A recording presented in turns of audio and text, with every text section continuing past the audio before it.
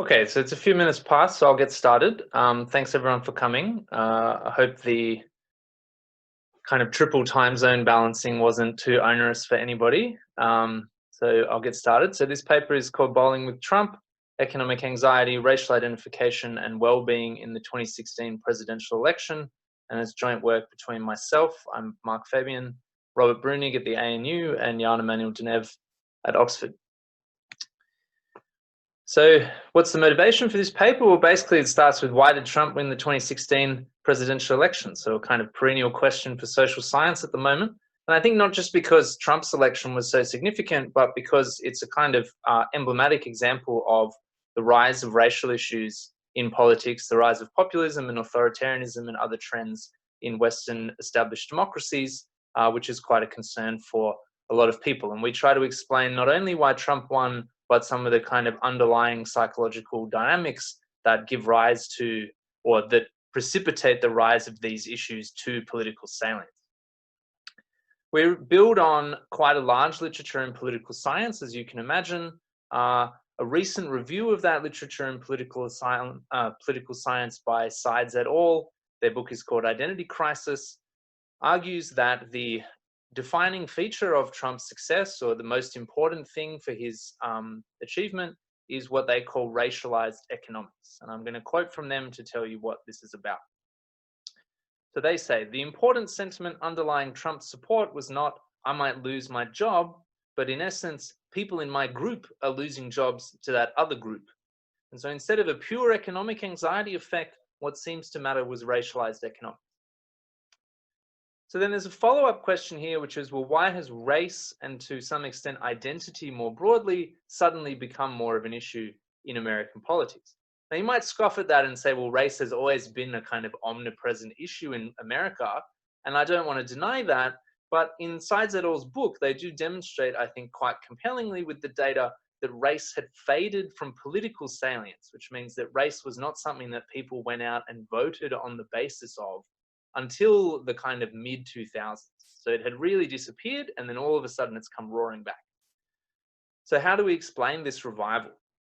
In this paper, we draw on two bodies of research from psychological science to try to get at the psychological roots of this phenomenon.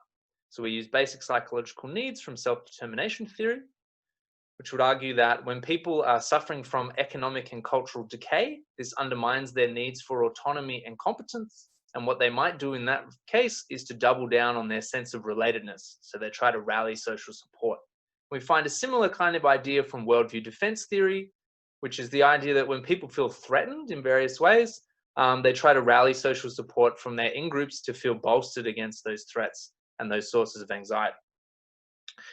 This gives rise to this hypothesis that we're going to be testing throughout the paper, which is that when people are anxious, they reach for relatedness, they reach for in-groups.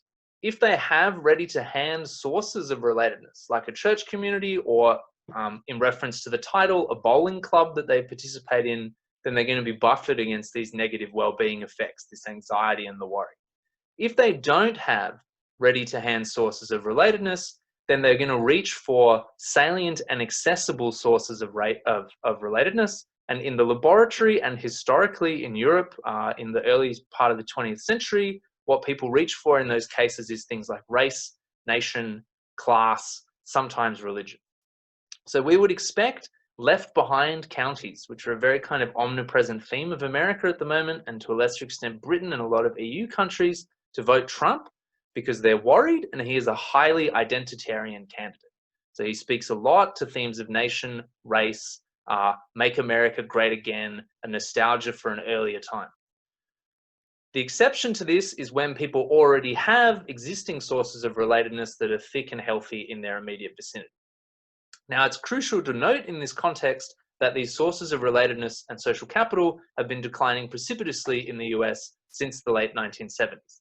And the kind of standard reference for this is Bob Putnam's work in Bowling Alone in the year 2000, and then more recently in Our Kids, which was published in 2015. I'm going to talk a lot about relatedness in this presentation, so I thought I'd just straight up at the start of the presentation show you what I mean by that. So on the left-hand side here, you have questions from the basic psychological needs questionnaire, which self-determination theory uses in its empirical analysis. And then on the right-hand side, you have the questions from the Gallup Daily Poll, which is the data that we're going to be using in this study.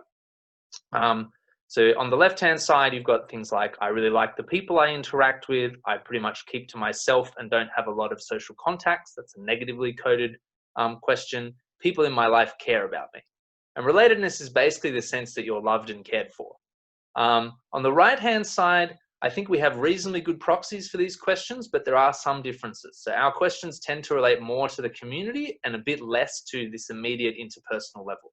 So we have things like, I can't imagine living in a better place, and community pride, the area where I live is perfect for me. And then more familial questions like, I always make time for vacations with family and friends. My friends and family give me energy, and so on. So not perfectly equivalent questions, but we think a reasonable proxy. And one of the objectives of this paper is to try to convince both people who already work in this field of psychology and people outside of this field to start looking at these theories in a sociological context. So most of this work has been done in a laboratory, looking at individual well-being, and we think there's a lot of power in these theories to explain much more aggregate phenomena. Once we can demonstrate that, then we'll get better data. All right. How do we test all these ideas that I mentioned, this hypothesis? So we gather a whole bunch of data from various sources and we put it together, and then we run some very simple OLS models. So we're going to be getting our well-being data, not just on basic needs and worry, but also controlling for things like life satisfaction from the Gallup Daily Poll. We're going to use 2014 to election day on 2016. That gives us a sample of close to 500,000 Americans. We then get county level election and primary results from David Leap's database, which is the standard place. We get county level economic data from government agencies like the Census Bureau and the Department of Agriculture. We're going to get social capital data from the JEC's study from 2016.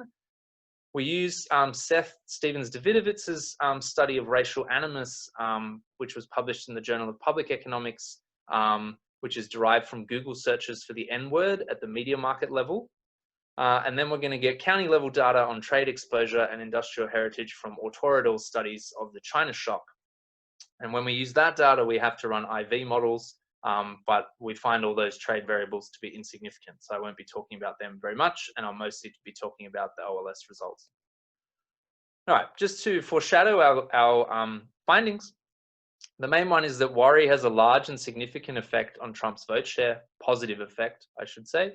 However, the interaction between worry and relatedness is negatively related to Trump's vote share. The inference here is that nativist Trump is popular among anxious people if they don't have other social support. We then find that racial animus is positively associated with Trump's vote share, so that replicates the result in Sides et al.'s work, but racial animus loses significance once we introduce an interaction between racial animus and relatedness. And then that term is what is significant. So then, in addition to that, we find that racial animus interacted with social capital is negatively associated with Trump's vote share. So the inference from those three bullet points is that people get their relatedness in many cases from racial identification, which kind of really complicates the story. And I'll be teasing that apart through the rest of the presentation. So people often get their relatedness from racial identification, but where social capital is thick and healthy, people don't need to do that. They get their relatedness from some other sources, and in those cases, people don't vote for Trump. So I think the results really do confirm the hypothesis, although of course we can't confirm it, but we can adjudicate between competing hypotheses, and we don't find any reason to reject our hypothesis. All right, so that's the introduction to the paper. I'm now basically going to say all of that again, just much slower. So if you ever have any clarifying questions, feel free to just unmute yourself and jump in. I'm happy to do that. I'm used to the combative economics seminar format, so feel free to dive in. However, I'll probably speak for about 30 minutes and then we'll just have an open Q&A. And I'll stay for as long as people have questions. All right, so let's go back to the political science literature on this notion of racialized economics. So Sides et al. Argue that based on what's been done by political science, that there's limited evidence for economic anxiety as a major driver of the 2016 election result. Real incomes are rising, consumer sentiment is rising, and perhaps more importantly, economic questions on the American National Electoral Survey, which is kind of the best or the most high profile electoral survey have very little predictive power with respect to voting once you control for partisanship, ideology, views of racial equality. Now, I've bolded partisanship there because I think it's very important to appreciate that most American voters are just rusted on to their party, particularly going into the 2016 vote. There's very few genuine swing voters in America. And so explaining the 2016 election result is mostly about explaining sort of 4% of the vote that switched from the Democrats in the Rust Belt and in Florida to Trump. And the tricky thing about that is that you have to explain people who are defecting from Obama, who's a black president, right? So if your argument is that racism is the main thing that's motivating them, I think that's quite tricky. All right, so the evidence is that the Obama defectors were motivated by minorities taking jobs from whites, which is, I think quite bizarre. So we really need to explain that, I think, in a psychologically rich way. There's a bunch of experimental evidence that Trump voters in particular, much more acutely than Democrat voters or independents, think that the average American has gotten less than they deserve, while blacks have done well. And there's a bunch of experimental literature that suggests that average in these kind of surveys is psychologically coded in the minds of most respondents as a white American. So there's this very strong correlation between people who are aligned with Trump or intending to vote Trump, who think that whites have done relatively badly compared to blacks. There's also a bunch of qualitative evidence that I think speaks even more heavily to these sorts of themes. And I think in particular, Ali Hochschild's Strangers in Their Own Land, it's kind of an omnipresent theme in there that a lot of people who are struggling through the South, in particular because she's in Tea Party country, kind of think that there's these cue cutters who are getting in line and taking the American dream away from them, and that the state is helping them to do that. And they start to associate that queue jumping with minority ethnicity and the people who are kind of trying to do the responsible thing with white ethnicity.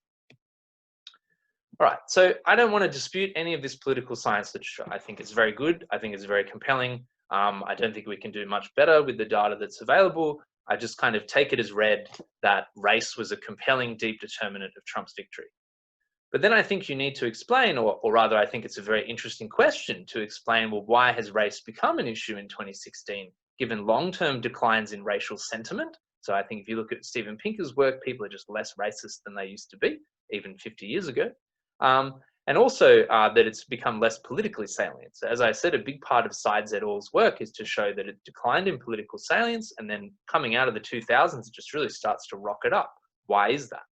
And it's particularly important to start to unpack a lot of these complex racial issues, because you're talking about people that defected from Obama. Okay, so we look for clues to these tricky phenomena in clinical and social psychology. So I start with self-determination theory, which is one of the more prominent eudaimonic theories of well-being. And part of the motivation for this paper, or like a subtext motivation, is to try to get well-being scholars to think more about or take more seriously this theory and eudaimonic theory more generally as something that can explain social phenomena, not just individual well-being. So this theory argues that people have three basic psychological needs: for autonomy, which is the ability to act volitionally, to feel like you're in charge of your life and your destiny; for competence, which is the sense that you're skilled at the tasks that you think you need to flourish; and relatedness, which is nourishing social connections. Or another way to put this is to feel loved and cared for. Now, there's strong cross-cultural experimental evidence that when needs are thwarted, then you get psychopathology, anxiety, depression, negative affect, low life satisfaction, all of that. Similar evidence that when needs are thwarted, people will try to compensate. So one of our hypotheses here, trying to sharpen our hypothesis a bit, is that when you have economic and cultural shocks to places like the Rust Belt, where you've got massive unemployment as factories close and big cultural changes as women get more empowered, for example, this tends to affect particularly the men in these regions' sense of competence and autonomy. And they're going to try to compensate by affirming their in-group affiliations. So they're going to try to bolster their relatedness. Then we have worldview defense theory. There's four sets of theories in here. There's terror management theory, uncertainty management, coalition threat, and unconscious vigilance. They all posit that certain negative stimuli will provoke exaggerated affirmations of and loyalty to in-group identity. So this is what we call worldview defense. So there's an evolutionary explanation for this. In evolutionary time, When we felt threatened, social support would have been one of the main things that determines whether we survive. So, we're very worried that there's a tiger over there. We need to make sure that there are people coming to help us out and that they're not just going to leave us to get eaten by the tiger. So one thing that we do is when we're threatened, we're kind of programmed to express allegiance to various groups that we think might help us out. So we think, oh, that blue team over there, they're really strong and they got lots of weapons and there's many of them. It'd be really cool if they could help me out. If they had my back, I'd be really safe. So what I'm going to do is I'm going to talk about how much I love the blue team. I've always been a member of the blue team, always supported the blue team, great contributor to the blue team, etc. And that exaggerated promotion or affirmation of my loyalty will hopefully get them to take care of me. And we see these kind of things again in the laboratory. So you induce people to feel anxious for some reason, and they start to write about how much they love America and how much they don't like people that criticize America, much more than people in the control condition. All right, so the hypothesis that comes out of these two theories is that when people are anxious, they're going to reach for relatedness. They're going to reach for these in-group identities. The Rust Belt is anxious because of economic and cultural decay. And I stress the Rust Belt because that's really where the swing happened to Obama. Those are the battleground states. Sorry, away from Obama and to Trump. If anxious people have ready-to-hand sources of relatedness, like sports clubs or community groups, then they're going to be buffered against these negative well-being effects, and that's basically the end of the story. But if they don't have those ready-to-hand sources of relatedness, then they're going to reach for very easily accessible and salient sources of relatedness. So things that are salient in this case, identities that are obvious, are things like your race, your nation, your class, your religion, your sexuality, these kind of things, right? And we see some of those mirrored on the left. It's just that they haven't gotten big enough to become politically salient. Trump speaks to these themes of race, nation, and religion. Build a wall. He's very popular with the evangelicals. Bad hombres. Make America great again. Can we get a little more Little House on the Prairie? All this kind of stuff. He's highly, highly identitarian. So we would expect left behind counties to vote Trump because they're worried, they don't have sources of relatedness, and he says, come over here, this is your team, this is your group. All right, let's talk a bit about the data that we're going to use to test these hypotheses. So the main thing is the Gallup Daily Poll. This is 500 people polled daily by both landline and mobile phone. It's representative for the US population by age, sex, race, and location. It's got questions on a huge range of socioeconomic and demographic variables. It's also got a whole bunch of questions on well-being. So the usual life satisfaction in 5 years' time, which we used as an optimism variable, pain, depression, and then the big one for us is worry. And the worry variable is a dummy, so it's 0 or 1. Were you worried a lot in the last week? And if people say yes, then they get a 1. It's also got these questions on basic needs, which I'll show you shortly. Pretty decent questions on competence. I've already shown you the questions on relatedness, which I think are pretty decent. And then we also have some questions on autonomy, but they're quite bad. We used data from 2014 through the election day in 2016, which gives us quite a large sample of just under 500,000. And we pooled to create county level averages. I'm sure a lot of people are already thinking, isn't this ecological fallacy? Yes, and I will address that at the end of the presentation. All right, so these are the autonomy questions. On the left-hand side, you have the basic needs questionnaire again. On the right-hand side, you have the Gallup questions. I don't think these are a particularly good proxy, and so I'm just not going to talk about autonomy anymore, which is a shame, and I wish we had better data on this. On competence, we have these questions. So again, this is about whether you feel skilled. So I've been able to learn interesting new skills recently. I often do not feel very capable, etc. On the right-hand side, the questions that we use to construct our competence variable. I learn or do something interesting every day. I think that's quite a good proxy for learn new skills, interesting new skills. I feel active and productive, good proxy for sense of accomplishment. I get to use my strengths. Also a good proxy for I don't get much of a chance to show how capable I am. And in the last 12 months, I've reached most of my goals.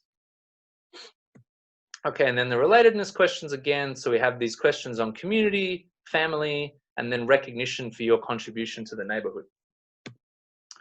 All right, just some quick summary statistics just to give you a sense for these variables. So relatedness, the main point I'd make about the distribution of relatedness is that it's quite short-tailed. So it's got a very skinny distribution. There is plenty of variation in there, but you'll notice later that it's important that it's short-tailed. This is a heat map of relatedness across the US. You'll see that there's quite a lot of variation through the middle, and we were concerned that this was driven by undersampling, which may be the case, but in a robustness check, we eject all the undersampled counties and our results actually get stronger. So we're not too concerned about that anymore. You'll notice some things like generally the darker colors here, I should say, are less relatedness and the paler colors are more relatedness. You see that like the Tea Party country through the South where Hochschild did her research has quite low levels of relatedness, and the Rust Belt up in the north also has quite low levels of relatedness. Okay, then we have worry, which is much more evenly distributed. So as we aggregate up to county, what that dummy variable becomes is essentially a percentage of the people surveyed in that county who say that they were very worried. Okay, go back to our map. So quite a lot of variation there. And then we use social capital data from the Joint Economic Committee, which did a really big study of this under Senator Mike Lee's direction quite recently in 2016. And the variables that they use to construct their index at the county level are unmarried births, marriage rates, children in single-parent households, registered secular not-for-profits, religious congregations per thousand population, rates of volunteering, rates of public meetings, the extent to which people work with neighbours, and the frequency and size of demonstrations. Pretty decent amount of variation in there for us to work with. And when you look at the map, again, kind of interesting variation. And again, you see in all of these variables quite a lot of variation through the middle of America, which was very interesting to me in any case. All right, one last point that I make in these summary statistics is just that you might think, well, relatedness and social capital, they seem very similar. What is the difference here? And statistically, they are related. This is the correlation, which is about 0.3. Excuse me, I'll just have a drink. But they do seem to be meaningfully different. One way to think about this is social capital is at the county level, and it's measured through these objective things like whether there are demonstrations, whether there are church congregations, etc. Relatedness is more of an individual level phenomena. It's whether you feel like you have a community or you have people that care about you. So it's possible that you live in a very high social capital area, but you don't really participate in any of that social capital. So if you were, say, a person from an ethnic minority living in an area that's dominated by a different ethnic minority and you felt kind of excluded from that, then you might not feel like very closely related to your neighbors. And equally, you might live in a place with very little social capital, very few clubs, very few societies, no church groups, but you have a couple of old friends that you're very close with, and you might feel that you have a strong sense of relatedness. Okay, and so finally, racial animus. Quite a long-tailed distribution here, but again, we do a robustness check where we cut off the tail and we find that the results don't change at all. I should note that this is based on media market analysis from 2004 to 2007, which is perhaps not ideal because it's a bit of a long time ago. But that's the data that's publicly available. I don't have the technical wizardry to replicate the methodology in this paper, but I could perhaps learn it. In any case, Steven Zavidovitz makes the argument that it's better to get the pre-Obama data anyway, because the Obama presidency is likely to have a substantial relationship with rising racial animus. Okay, and then so this is the map. So you see that it's not quite as granular because we're looking at the media market level instead of the county level. And most of the kind of dense racial animus is in the old states of the South. And then it declines as you move westward and then rises again a bit in lower California. It would be interesting, or I think ideal, to have a measure that also included racial animus towards groups other than blacks, so particularly anti-Hispanic or anti-Islamic racial animus, and then also anti-white potentially. But in any case, this is what we have to work with. All right, so the model that we're going to estimate is just, as I said, very simple OLS models, no fancy identification. I don't think it's really possible to do causal inference in this topic, but someone can give me suggestions. I'd be very grateful. So on the left-hand side, we're going to have various election outcomes. So for example, Trump's vote share is going to be the main one, but we're also going to look at the change in the Republican vote share and Trump's performance in the primaries. Then we have this vector of key indicator variables. So these are worry, racial animus, and social capital. And then we're going to interact these with the average of our relatedness term. So remember that we construct relatedness by summing all those 7 relatedness questions into one variable. And then we're going to normalize that variable so that it runs from 0 to 1. But we don't z-score it, we just normalize it. Okay, then we have relatedness on its own. And then we have the key indicator variables on its own, so standard interaction term procedure. We have competence as a control variable, but surprisingly it was insignificant, so I won't talk about it anymore. And then we have a large number of control variables, including partisanship, the state of the economy, individual and county level socioeconomic controls, demographic controls, and industrial heritage. So industrial heritage is things like what portion of the county's industry was in manufacturing in 1990. Now, some people may be concerned that, sorry, I've just got the chat, I've got to open that. Yes, sex and age are included as controls. Thanks, Pasquale. We also have race as a control. So the partisanship variable is whether you identify as a Republican or identify as a Democrat. And to my mind, there should be endogeneity between that and the dependent variable. We run some robustness checks where we drop those variables and all the usual things occur. So the R-squared goes down slightly, the coefficients go up slightly, the significance doesn't really change at all.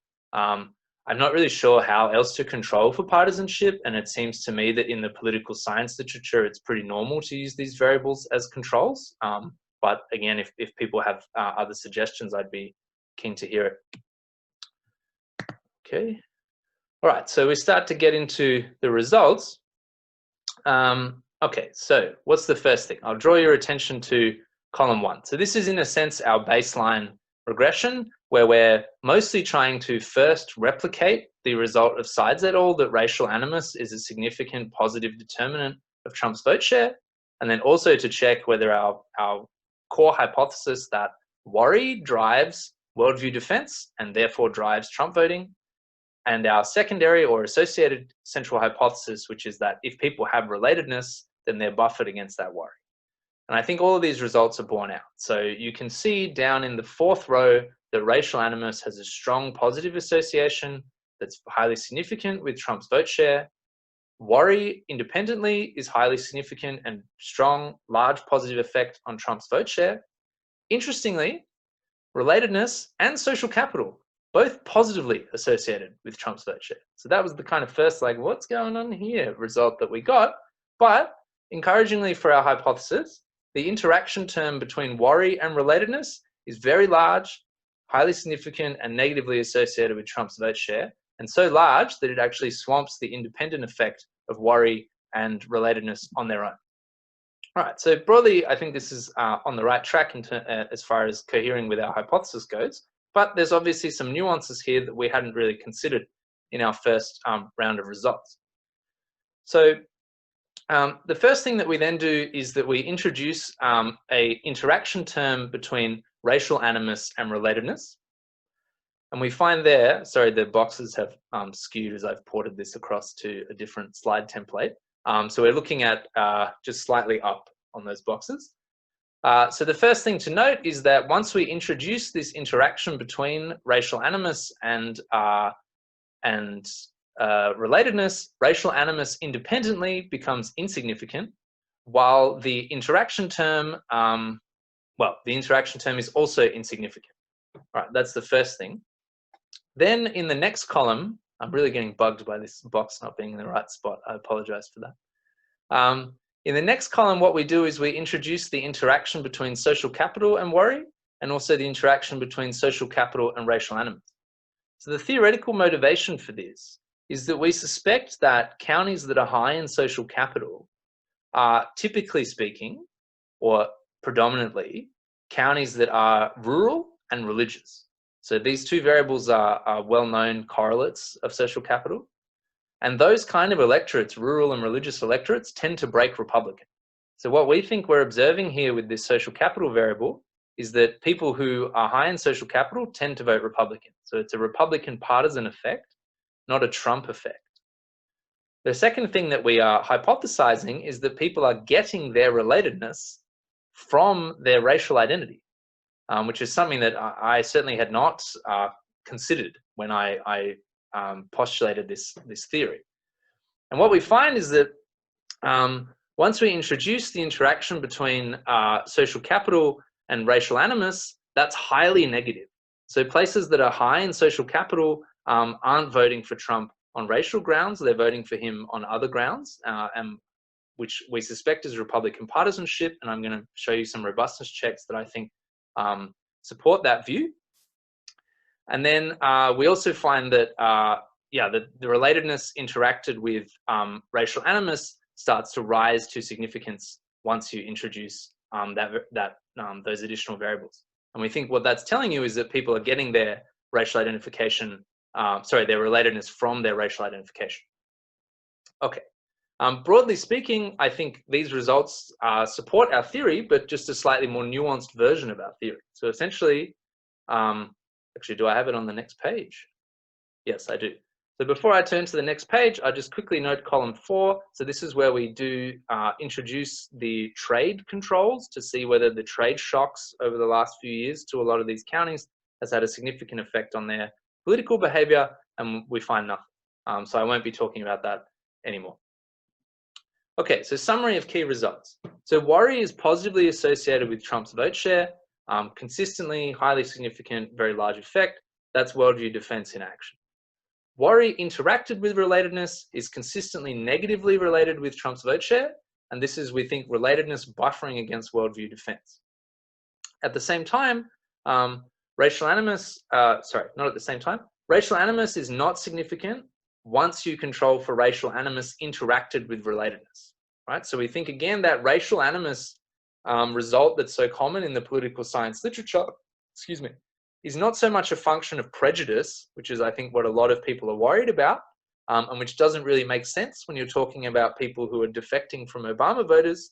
It's more about people trying to feel a sense of in-group affiliation by identifying with their race and really making a big deal out of that. But racial animus interacted with relatedness is positively associated with Trump's vote share. So they're getting their relatedness from that.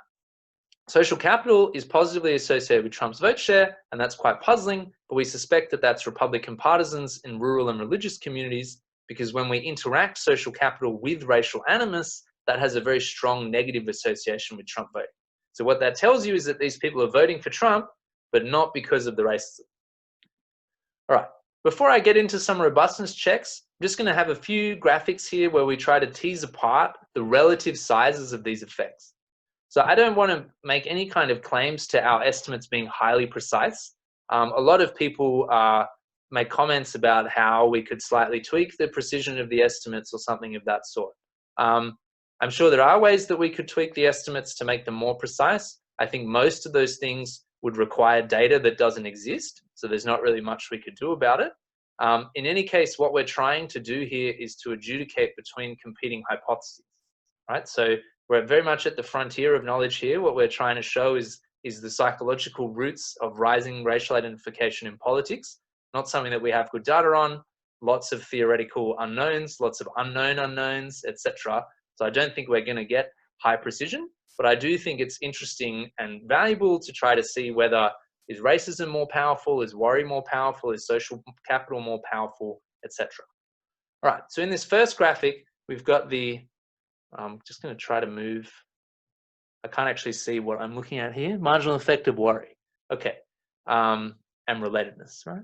Yeah, marginal effect of worry by relatedness. So the first thing to note is that relatedness is very short-tailed. So I don't know, I've got to try to change my screen a bit.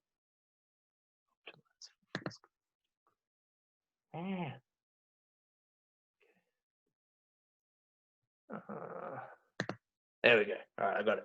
Okay, so marginal effect of worry by relatedness. All right, so you see that when relatedness is low, worry has this large positive effect on Trump's vote share.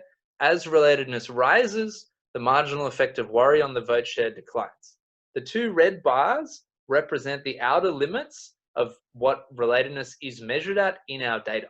So you can see that even though the slope of this line is quite substantial, a lot of these extreme values don't exist in the data. So the most you get down to is 0.4 on relatedness, or up to 0.8. So what you're going to be seeing is actually quite muted effects of worry on the vote share. The marginal effect of relatedness, of racial animus by relatedness, similarly, big flip as the rate of relatedness changes. So when you have low levels of relatedness, racial animus is not contributing large amounts to the vote share, and I'll explain that later. As you get to higher levels of relatedness, this becomes a really significant variable. And we think that that's, as I said, this effect of people getting their relatedness from their racial identification.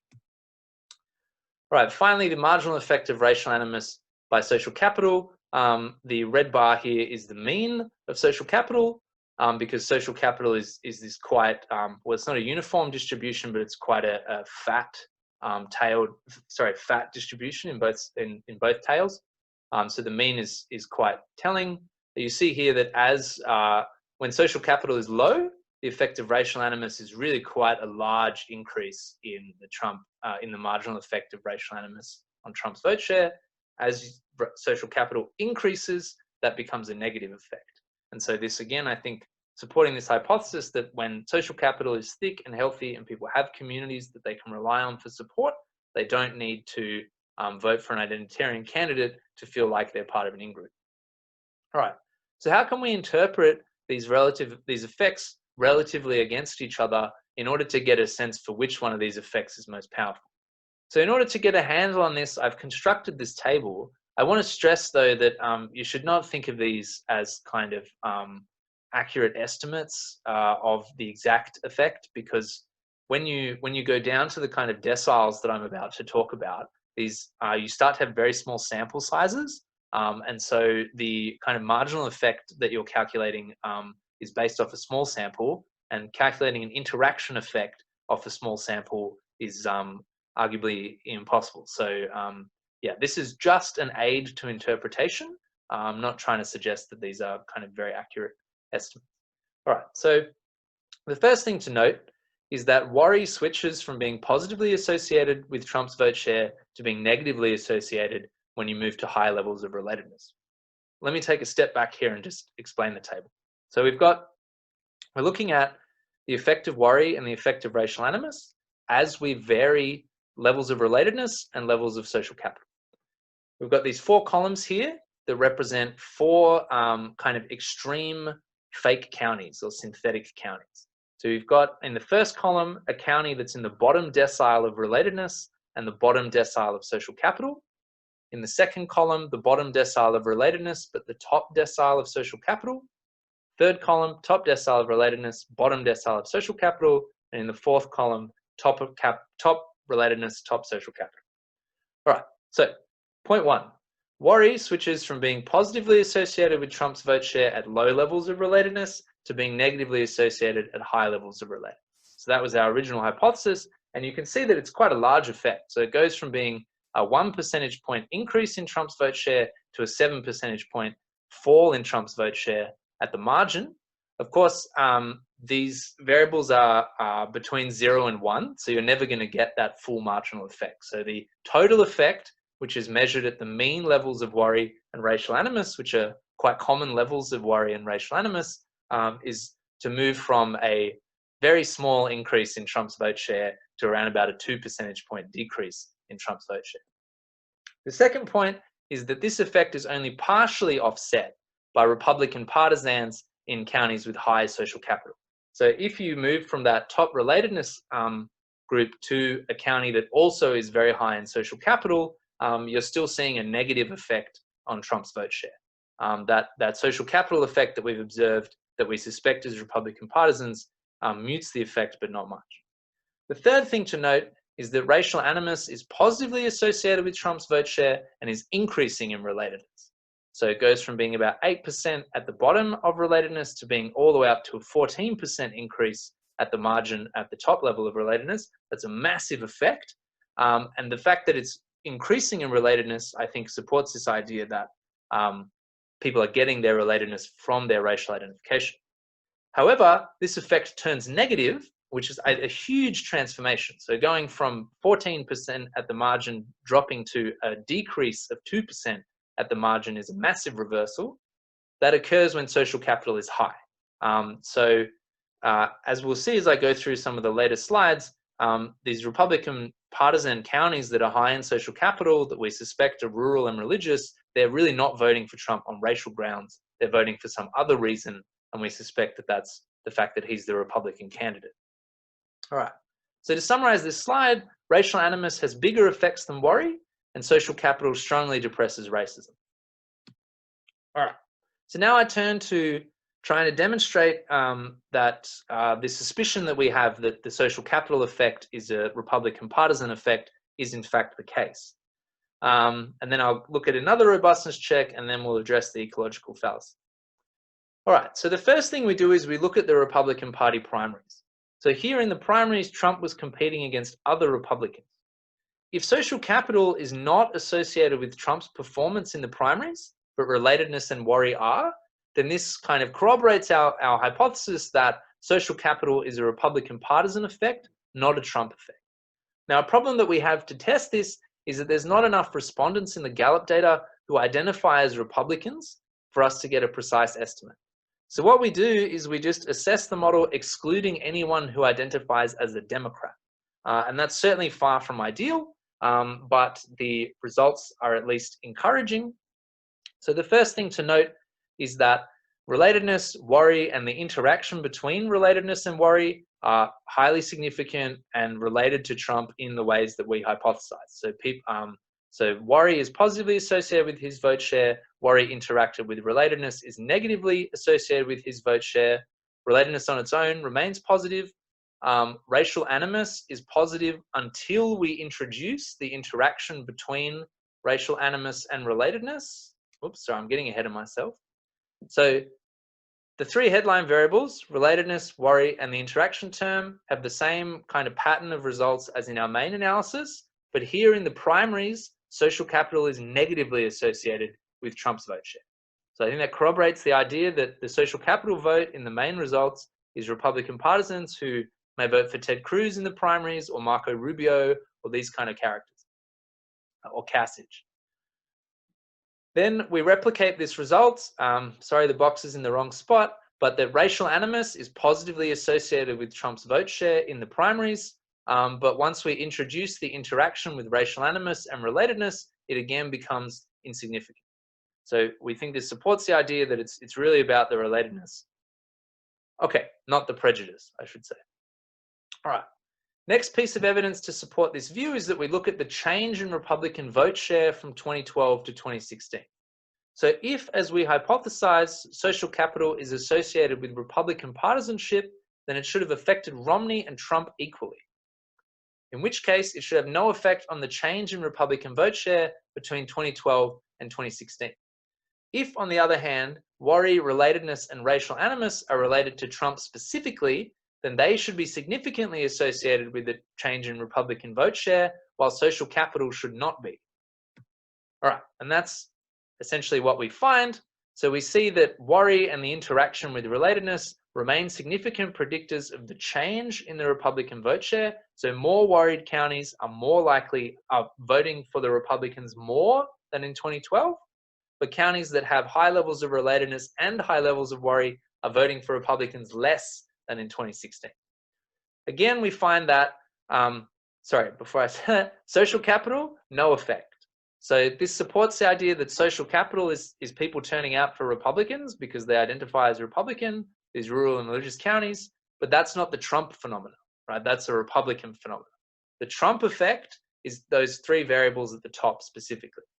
Again, we find this result that racial animus is positively associated with Trump's vote share until we introduce the interaction. And then here in the change in vote share, we see that that interaction term is positive, large, and significant.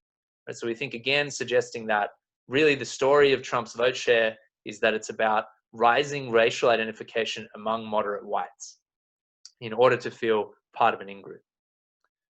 All right, the next robustness check that we do is we do a comparison with the 2012 election. So this is no longer trying to figure out whether what this social capital effect is. This is a separate robustness check. What we're interested in here is that it's possible that worry, relatedness, and racial animus explain election results in general, which would be pretty cool, but are not related to Trump's electoral appeal. So to test that, because we're really interested in phenomena that are unique to Trump, we replicate our analysis for the 2012 election between Obama and Romney. And here we're going to be predicting Obama's vote share, so the signs will flip. A cautious note here is that the relatedness variables that we rely on only appear in the Gallup data from 2013, and half of them only arrive in 2014, which we thought was a bit too far from the 2012 election for us to be using reliably, so we're only going to use the 2013 data. The results, nonetheless, despite these limitations, are encouraging. So the first thing to note is that relatedness, worry, these terms are just much less significant, much more muted. So less significance, and also the effect sizes are far smaller, and that difference in effect size is statistically significant. We explain the difference in the paper if anyone's interested. In contrast, though, racial animus is quite large, highly significant, and negatively associated with Obama's vote share. And even after we introduce the racial animus relatedness interaction, that interaction is not significant, while racial animus on its own is. And so we think this is the pure prejudice effect against Obama. So people that just really don't like that he's black. It's not about people trying to get a sense of in-group affiliation from racial identification. It's a pure prejudice effect. And again, we see that Republican Party partisanship effect coming through, which is that places that are high in social capital are not voting for Obama. At the same time, the social capital racial animus interaction remains large, and in this case positive, because the signs are flipped. And so again, those counties are motivated by non-racial issues to vote for the Republicans. All right, so just to summarize that, so the effects of worry and relatedness are much more muted in 2012. Racial animus is stronger and more significant, and it's not offset by relatedness. This result aligns with a paper by Grimmer and Marble, and I think this is still a working paper, so I don't want to kind of really drum up their results. But they find that Romney did better with the most racist whites who were incensed by a black president than Trump did. So Trump's appeal among the whites is really about rising racial identification among moderate whites, not turning out the racist vote in numbers previously not seen. Now, I should stress that this prejudice might be a second order effect of rising racial identification. So you might initially identify as white as just an attempt to feel like you're part of an in-group, and you might have no real animosity towards people of other races. But after a while of participating and really kind of dwelling in your identity as a white person, you might start to develop a prejudice. That's a pretty normal but not excusable kind of aspect of human psychology. In any case, these results, I think, suggest that the Trump phenomenon is new in 2016. So our argument is that relatedness has been declining over the Obama years, anxiety has been worsening, and Trump's really plugging into all of those underlying psychological currents. Okay, the final thing to discuss is the ecological fallacy. So what is that? So the ecological fallacy is about drawing inferences about groups from the individual members of those groups, or vice versa. Well, are we guilty of that? I mean, it seems so. So we're using county level election results, but individual level data. And certainly the psychological ideas that we claim are at the individual level. And the first thing to say is, I mean, there's no good data for us to improve on this situation. So the data sets that include voting intention at the individual level, which Gallup does do a lot of, unfortunately don't include these basic needs variables. And then the data sets that do have basic needs are at the individual level, not the county level.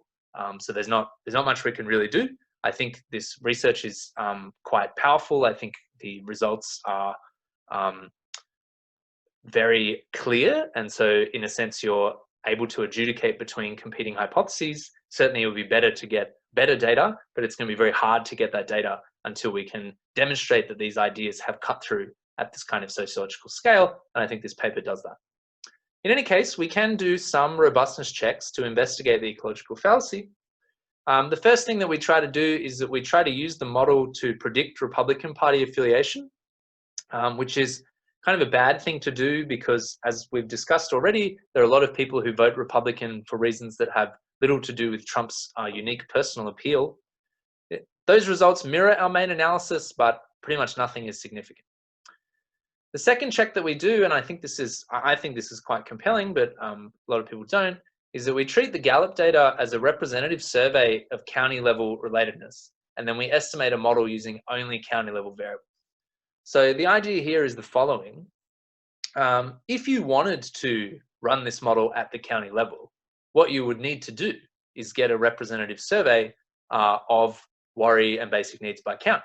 And that's exactly what the Gallup data is. So the Gallup data is a very highly representative survey, and it gives you this data, and then you aggregate it up to the individual level. That doesn't solve the problem, though, that what we're talking about is individual level psychological phenomena.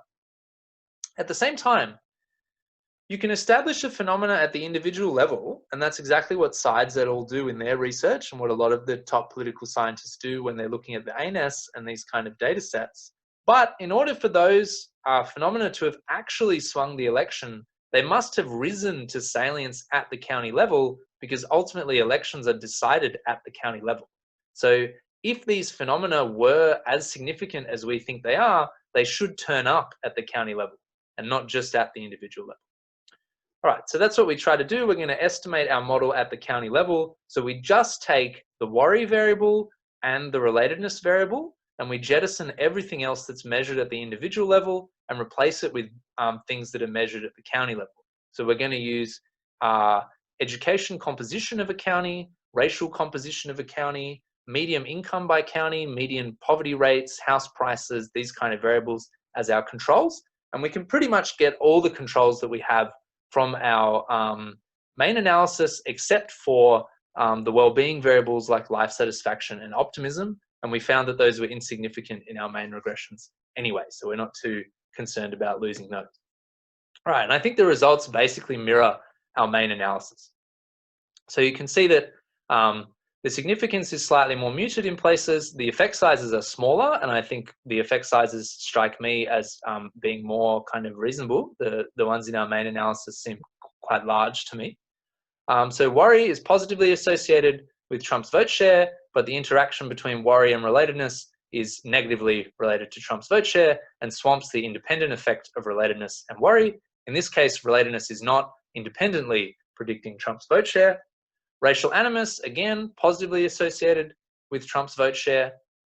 But then once we introduce the interaction between racial animus and relatedness, it actually turns negative, which kind of blows my mind, but that goes with the results of Grimmer and Marble, that the really purely racist people turned out more for Romney than they did for Trump. And that what you're seeing here in this interaction term is this rising racial identification among moderate whites. And these racial variables are actually larger and more significant than in our main results. And then you see that the social capital stuff is still the same, but a much, much smaller effect. So social capital is very significantly positively associated with Trump's vote share, but the effect is quite a bit smaller. And again, you see the interaction between social capital and racial animus is negative. So we think these results mirror our main results and certainly don't suggest that our hypothesis is falsified. So far, all the results seem to corroborate our hypothesis. All right, so to summarize, our objective is just to conduct a falsification exercise on hypotheses drawn from self-determination theory and worldview defense theory. And these hypotheses, I think, are very prevalent in the qualitative research on this topic, like Hochschild's work, Kathy Kramer's book on rural resentment in Wisconsin, and then Tim Kearney's book, Alienated America, which basically makes exactly the argument we do, but is a qualitative study arguing that social capital declines are the main reason why people vote for Trump. And he has these amazing quotes from his work as a political journalist where he shows these kind of themes. And I met with, just a quick anecdote, I met with Tim in Washington last time I was there before the coronavirus. And he said, you know, it was kind of amazing. As I was writing this book, I was going back through my old tapes, and people would be telling me, the solution, and I just wouldn't listen to them. I'd say things like, so why are you voting for Trump? And these guys in these bars would be like, well, you know, when I was younger, there were parades every week. And Tim, and be like, I cut them off. I said, no, that's not what I meant. I meant like, is it migrants? Is it the economy? Is it blah, blah, blah? And he said that it didn't cut through to him until much later, until after Trump had won, and he actually went back and listened to these tapes, that all the themes that people were speaking to were themes of social capital and identity. All right, so coming back to a summary, we'd caution against applying these coefficient estimates as the causal impact of worry or racial anxiety on voting. We don't have a causal identification strategy. There's a lot of limitations in the data that mean that there's probably quite a lot of imprecision in our estimates, but we don't find any evidence that falsifies our hypothesis. Worldview defense, relatedness, and social capital all seem critical factors to Trump's success. Worry increases Trump voting. We think this is the worldview defense effect. Relatedness offsets this worldview defense. There's a complication though, which is that people are getting their relatedness from their racial identification, and that causes them to vote for Trump, but this doesn't seem to occur in counties with high social capital. All right, and I think that's it. So I'll move to Q&A rather than talk about the other stuff. Let me just try to get my slides back. Oops. Okay.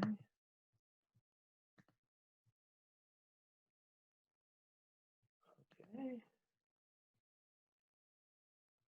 Sorry, I've lost the meeting. Let me click.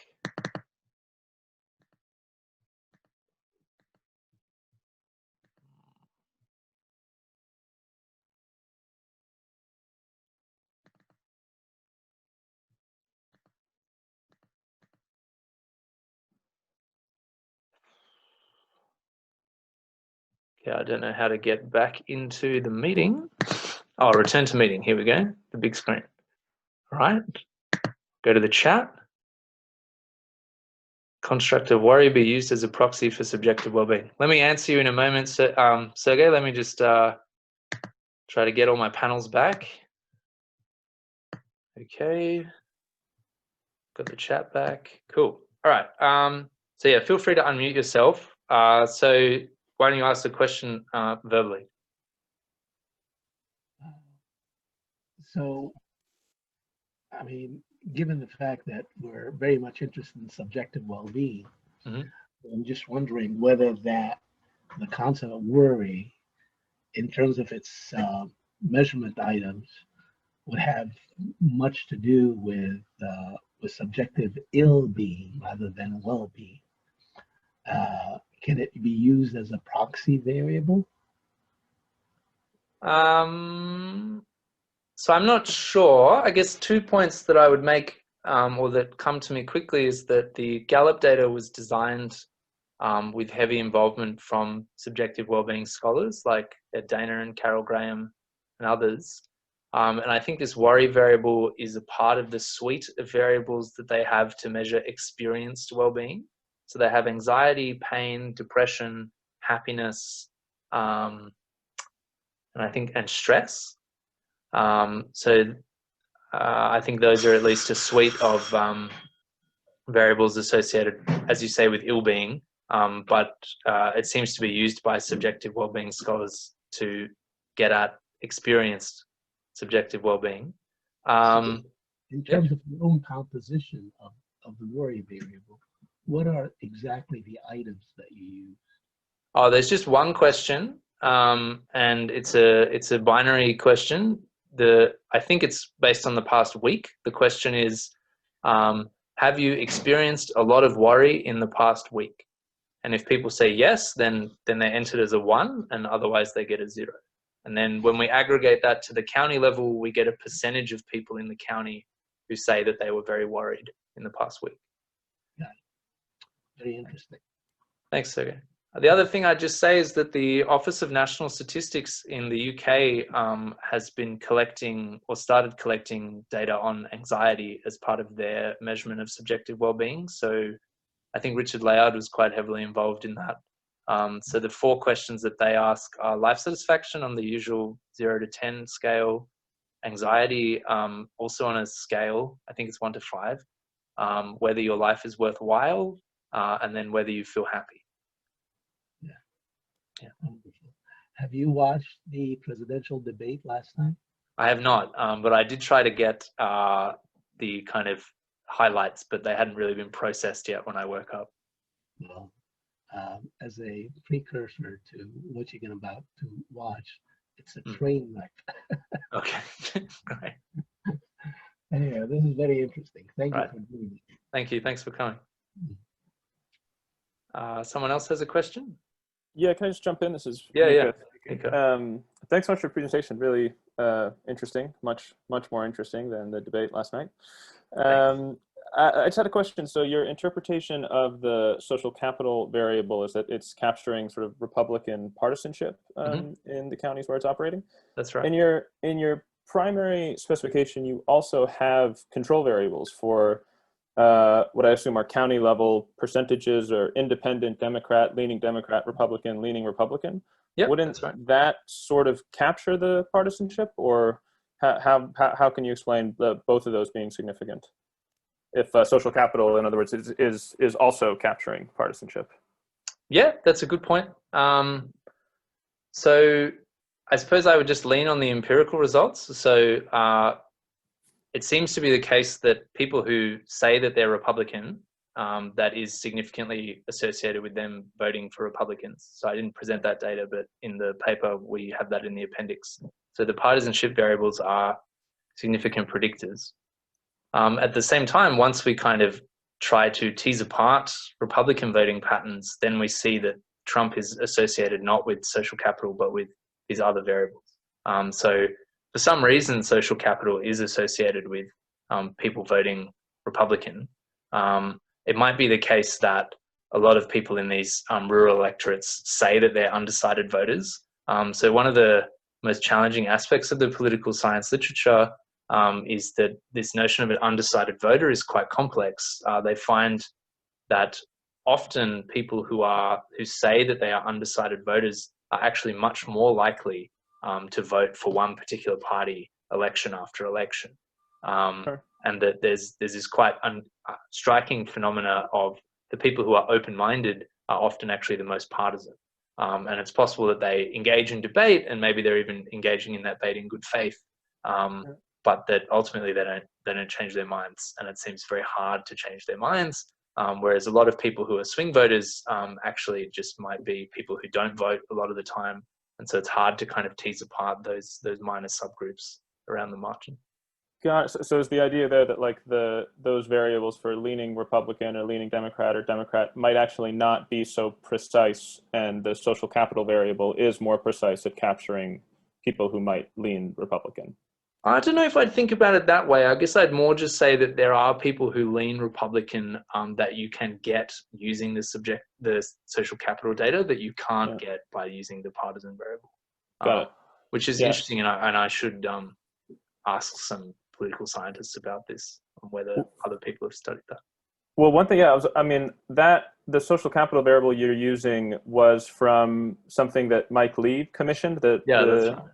He's a super Republican conservative senator. So I think that even just looking at that, I don't know off the top of my head, but just looking at that definition of social capital seems slightly more friendly to conservative Republican values than some of the other definitions of social capital I've seen, which might be playing some role as well.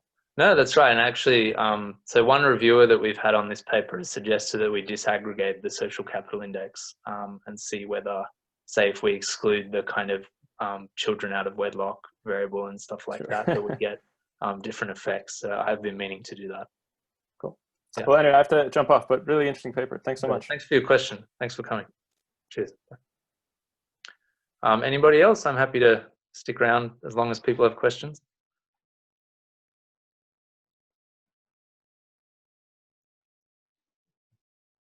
I don't see any hands up. Okay, well, in any case, so thanks everyone for coming. I hope it was an interesting presentation. If you have any other questions that come to you later, thanks for the clap, Squall. then feel free to send me an email. The paper is available on the Brookings Institution website. You can find the link on my own Google Scholar page. And tune in same time tomorrow and the day after for more riveting presentations by me on very different topics. Thanks everyone for coming, and I'll see you in the future, I hope. Okay, start the share and end the meeting.